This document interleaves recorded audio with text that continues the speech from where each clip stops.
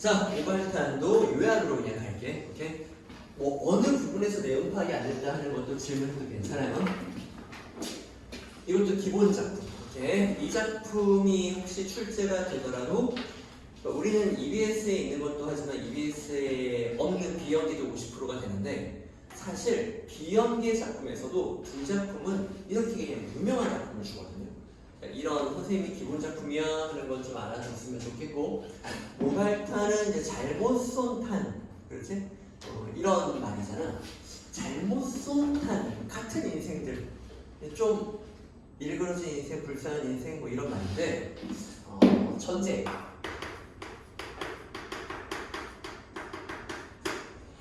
그리고 6.25 전쟁 후 이렇게 어떤 피란민들의 삶,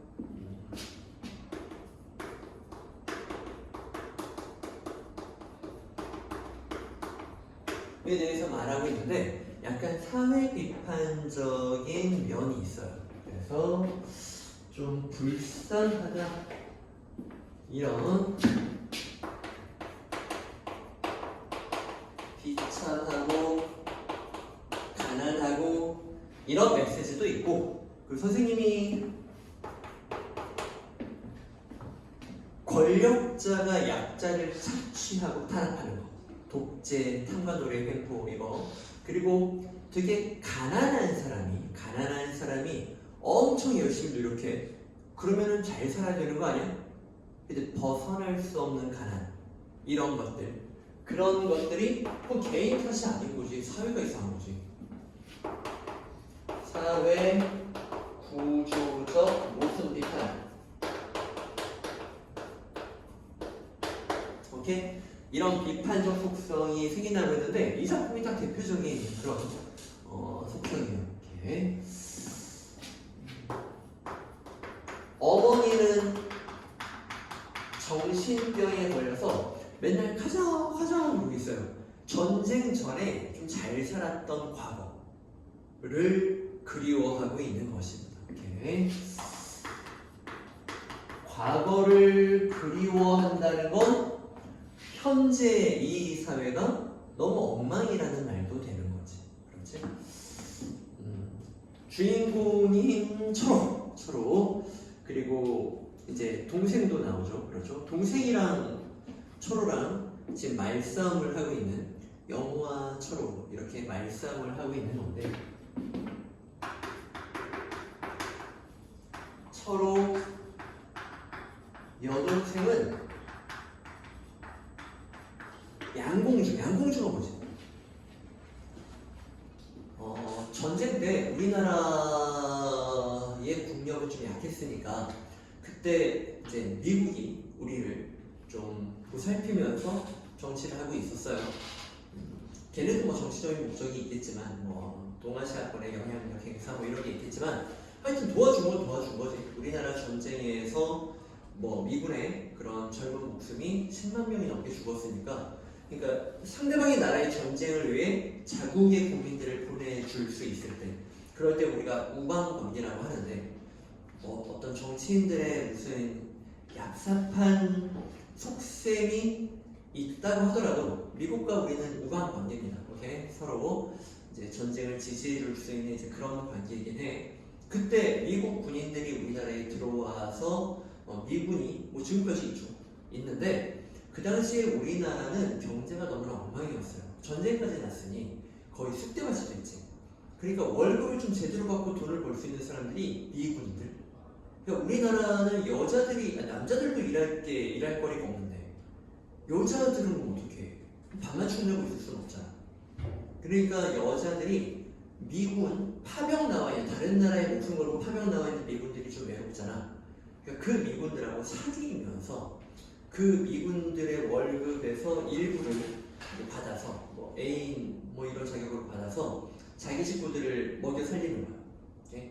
아주 적은 돈만 있어도 일단 입에 풀칠을 하니까 되게 비참한 역사죠. 그렇죠? 그런 수단밖에 없는 그런 여인들의 좀 삶. 여동생이 그렇게 해서 이 집안을 조금 이렇게 경제적으로 도와주고 있는 그러니까 이게 막 더럽다고 비판하면은 이건 좀 미친놈이야. 오케이? 역사적인 인식이 정말 싸구려라서 그 비참함을 비웃고 있는 거지.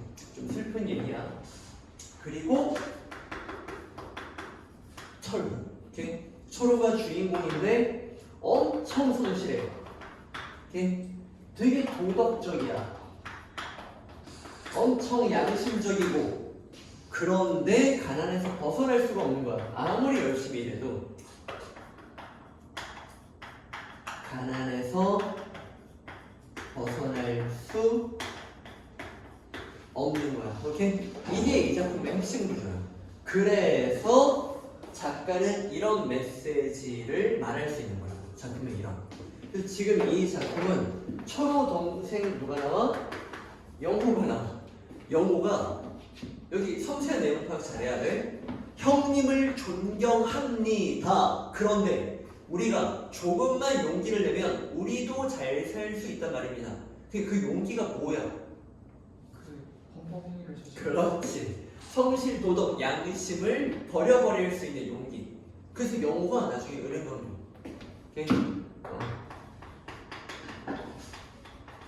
은행 강도 일을 하다가 이걸 또 성공한 것도 아니고 이걸 성공하면은 작가는 강도짓을 하자라는 주제를 말하게 돼요.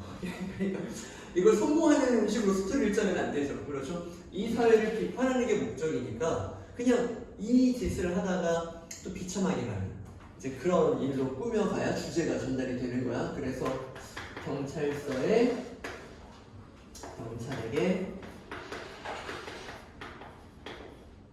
체포되는 거지. 그러지? 이런 아내가 있는데 아내는 아이를 낳다가 출산하다가 죽어요. 오케이? 아내는 젊은 날 아름답고 뭐 성악 같은 걸 하는 그런 꿈 많은 사람이고 그런데 얘는 되게 가난에서 벗어나지 못하고 살다가 결국 죽게 됩니다. 좀 찌질찌질하게 하다가 이제 그런 내용들이 나오게 되는 거예요. 오케이? 그래서 마지막에 태어난 애는 병원에서 여동생이 돌보고 있고 얘 이제 죽었고 되게 그런 슬픈 장면이 나와. 철호가 신경 쓸 게 너무 많아. 엄마는 미쳤고 동생은 경찰서에 잡혔다 연락이 오고 여동생한테는 좀 미안해 죽겠고 아내는 애를 낳는데 위험하다고 하는 병원비도 지금 출산 병원비도 되게 있는데 위험하다고 하더니 딱 가보니까 아내가 죽었다는 거야. 그래서 철호가 마음이 한쪽이 조금은 편안해진 느낌이 들어요. 되게 슬픈 장면이야.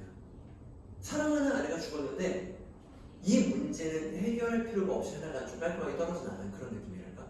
그게 되게 좀 슬퍼. 또 철호를 욕하면 안 돼. 철호는 진짜 이 작품에서 제일 착한 애야. 오케이? 그런 애로 나오는 거야.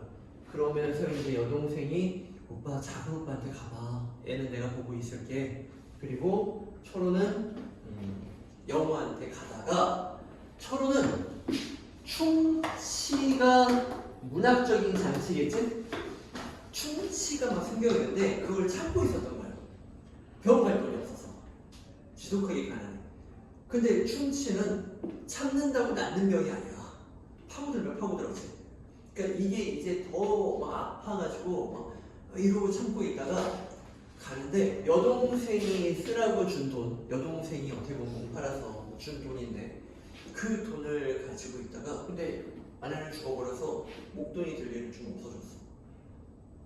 동생 빼내러 가고 있다가 갑자기 병원이 보이니까 가서 뽑아달라. 근데 충치는 뽑으면은 출혈이 있기 때문에 한꺼번에 많이 못 뽑는다. 너 지금도 그래. 뽑고 소음 받고 피가 좀 나잖아. 그죠? 아물면은 또 뽑고 이렇게 며칠에 걸쳐 뽑는데 철호가 다 뽑아달라고 그래. 예? 이게 문학적 상징성인 거야. 철호는 정말 지긋지긋한 거야. 오케이? 그 지긋지긋한 삶의 고통을 상징하는 게 충치인 거지. 다 뽑아달라고 그래. 근데 이제 의사는 안 된다 그래서 조금만 뽑았는데 철호는 다른 병원 가서 기억도 다 뽑아. 그리고 이제 빈혈이 생기는 거지. 어지러워. 어디로 가야 할지 모르겠어. 어디로 가야 할지 모르겠어. 어디로 가야 할지 모르겠습니다. 정말 열심히 살고 있는데 어디로 가야 할지 모르는 세상이에요. 그래서 어질어질할 때 택시 기사가 어디로 갈까요? 경찰서.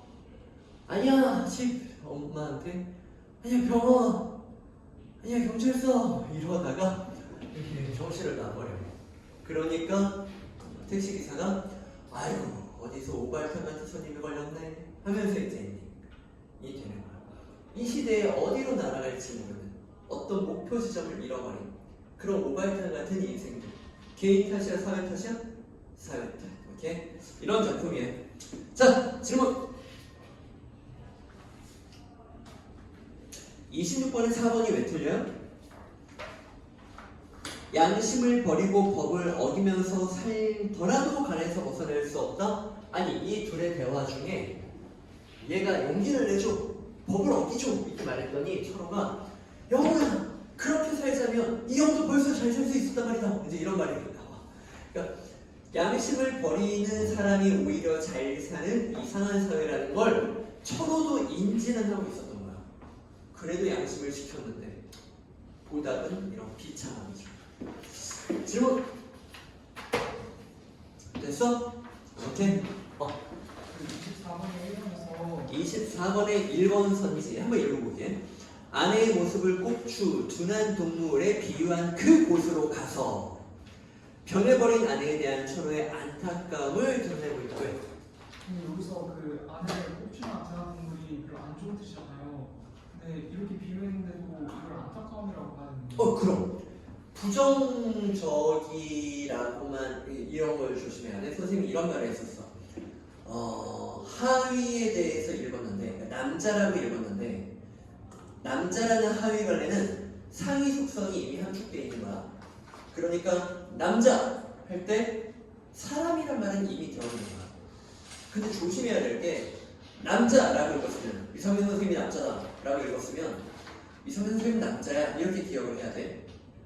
근데 누가 사람이네 그러면은 추론으로 답을 하는 거지. 사람 맞아 이렇게 해야 돼. 유상민 선생님이 남자다라고 읽었는데 사람이라를 기억하려고 하면 논리적 이야기 생겨. 내가 사람이란 말을 읽은 게 아니잖아. 마찬가지로 긍정 부정할 때 예를 들어 철수가 연약하다라고 나왔어. 몸이 약해 맨날 병 걸릴 때 그러면은 철수는 연약하구나 하고 기억해요. 그리고 누군가 부정적인 속성을 말했다라고 하면 연약한 건 부정적인 거지. 건강하게 좋은 거고. 그러니까 맞아 이렇게 해야 돼. 근데 어떻게 하면 안 되냐면 철수가 연약하다라고 나왔을 때 부정 이걸 기억하려고 하잖아. 그럼 내가 너무 일반화를 시킨 거야. 그럼 어떤 일이 벌어지냐면 철수는 비겁하다 뭐 이런 말이 선지에 나오면 그것도 부정이니까 맞는 것처럼 보이는 일이 벌어지거든. 방금 전에 대화가 이 말을 왜 했냐면 봐봐 아내가 꼽추 그렇지? 꼽추처럼 보인다.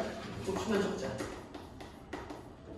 이게 부정적인 느낌이 드는 건 맞는데 이 글의 문맥은 이들의 비참한 삶을 그리는 거잖아. 그러니까 꿈 많고 아름다웠던 그 아내가 지금은 이 꼴이 났다는 거지. 그러니까 이거는 아내의 불쌍한 모습을 그려내기 위해 쓴 비유법이다. 이렇게 말하면 증거도 있고 작품의 주제가 강조가 되면 되지 방해가 되진 않거든. 그런 거 허용해야 돼.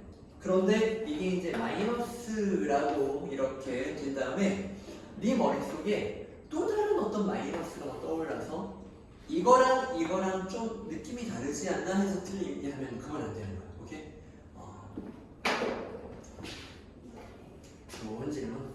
이런 논리적인 질문이 문학에서는 많이 왔다 갔다 해야 합니다. 또 질문. 오케이.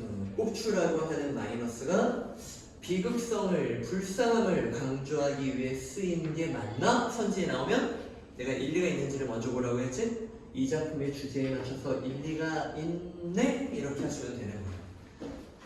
좋아. 또 질문? 됐어? 오케이. 고발탄 여기서 마무리하고